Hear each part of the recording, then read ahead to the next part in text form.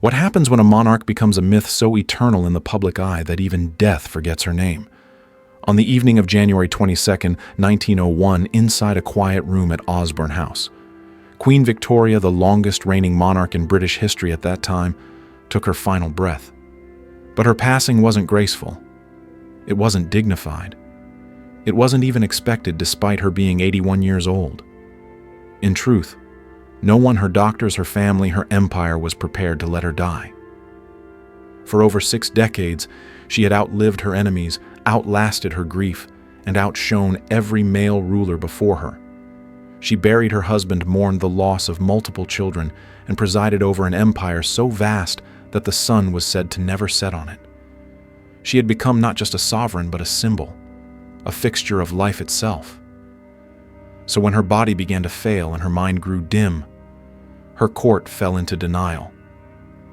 Plans for a royal funeral hadn't been reviewed in generations. The Prime Minister didn't know what to say. Her children couldn't speak of death. And the Queen herself, fragile and fading, looked up at her physician and asked one final question that would haunt history. "Am I getting better? I would like to live a little longer." In that moment, the world wasn't watching the death of a queen. It was witnessing the collapse of an illusion that power, legacy, and greatness can somehow outrun mortality.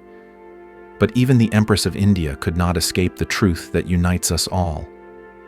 Death does not negotiate. And when it finally came for Victoria, it didn't just take a monarch. It ended an era. In the twilight of her reign, Queen Victoria was no longer just a monarch. She was the last living relic of a world that was already beginning to disappear. But while her subjects still saw the crown, the carriages, and the grandeur, they didn't see the slow unraveling behind palace doors. The year 1900 was not just difficult, it was relentless. War had returned to the British Empire in the form of the Second Boer War, draining resources, morale, and the Queen's spirit. Though too weak to stand without assistance, she insisted on receiving military reports in her bed, eyes clouded with sorrow as young soldiers fell in a distant land.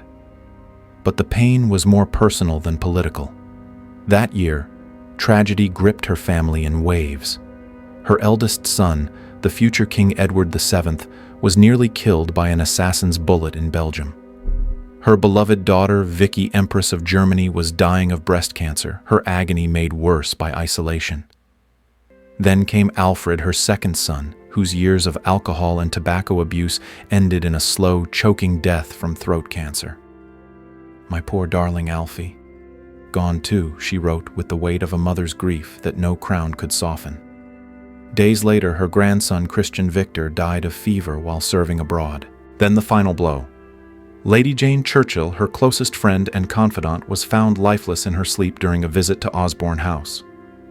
Queen Victoria was not just surrounded by death, she was being hollowed out by it. And as her body grew frail, her will to endure was fading too, one loss at a time. As Queen Victoria's body weakened, the walls of Buckingham Palace and Osborne House filled not with urgency, but with denial. Her decline was no secret to those closest to her. She had lost weight dramatically, often confused day from night, and could no longer walk without help. Her eyesight had faded to shadows. Her voice was frail. Yet the royal family, paralyzed by tradition and emotional distance, refused to acknowledge what was unfolding. Her daughters, Princess Helena and Princess Beatrice, kept up the illusion of normalcy, arranging afternoon tea as if their mother's hands weren't trembling too violently to lift the cup. Doctors disagreed behind closed doors, unsure whether to speak the truth or maintain appearances. Some members of the royal household continued with weekend plans.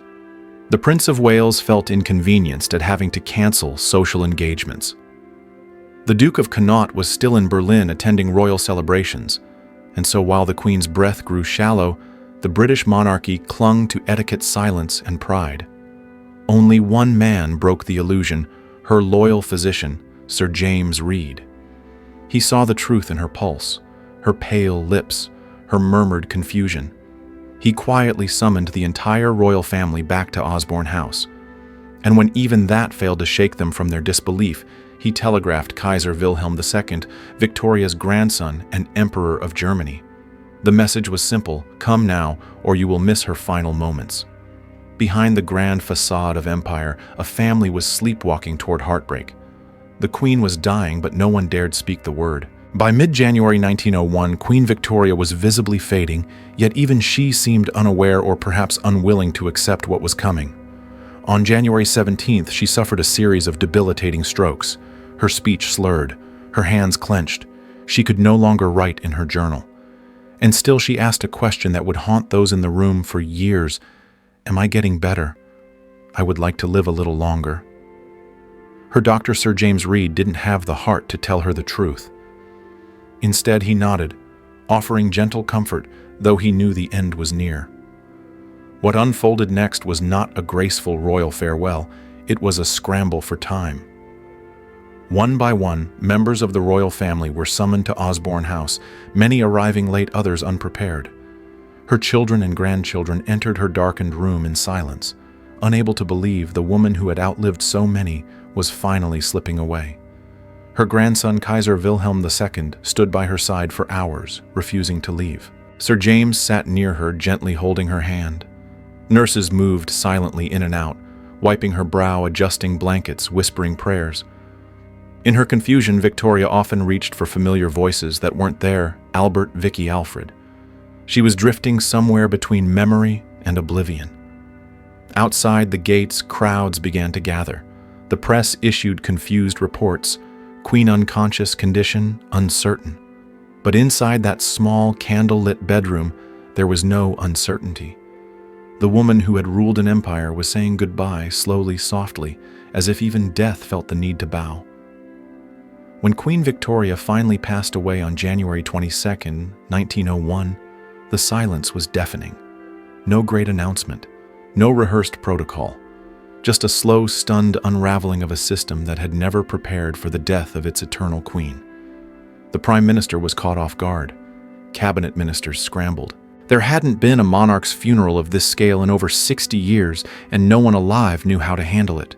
The Queen herself had left behind strict, unusual instructions.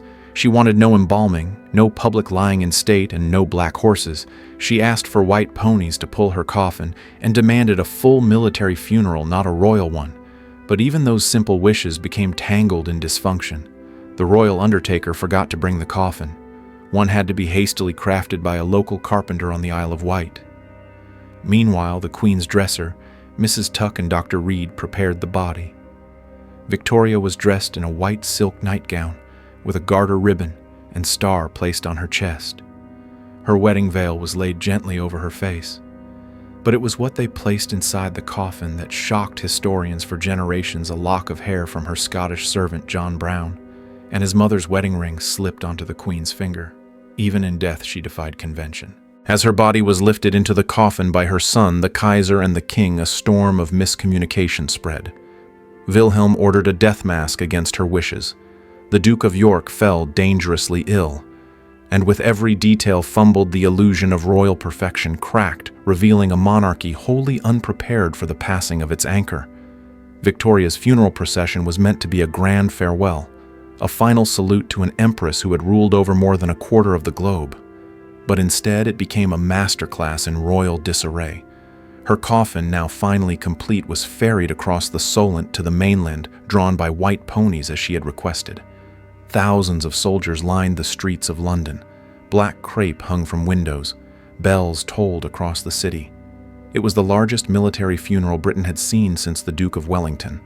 And yet, behind the ceremony's grandeur, chaos pulsed beneath the surface. As the gun carriage carried her coffin through the city, it suddenly lurched. One wheel struck uneven pavement. The coffin tilted dangerously, nearly sliding off in front of the watching crowd.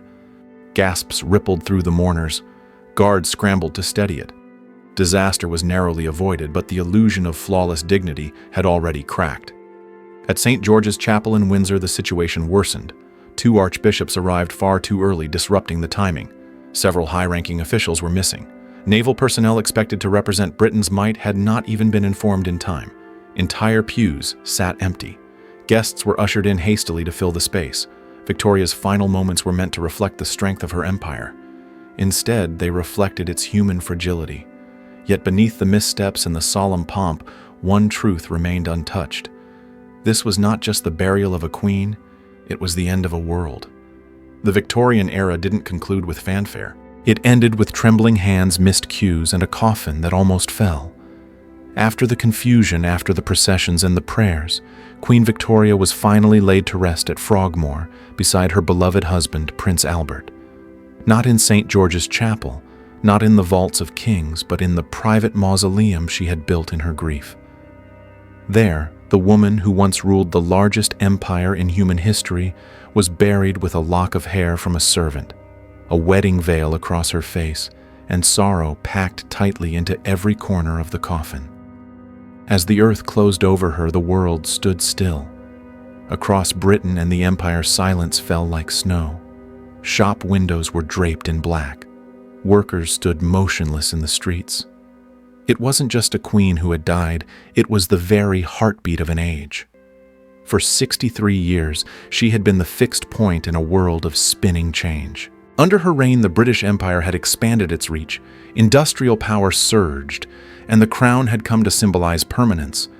But in truth, Victoria herself had been dying long before her body gave out, slowly, privately, under the weight of grief, isolation, and decades of ceremonial confinement. Her reign ended not with thunder, but with a whisper, and in that whisper was a message.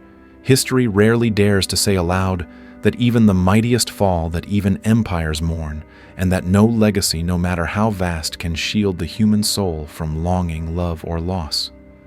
Victoria did not die as a monarch. She died as a mother, a widow, a woman who had lost more than she ever let the world see. And perhaps in that final honesty, she became immortal. Queen Victoria's death was more than a royal passing. It was the unraveling of an illusion. For over 6 decades, she had embodied stability, tradition, and empire. She was the mother of monarchs, the Empress of India, the figure whose face graced currency on 5 continents.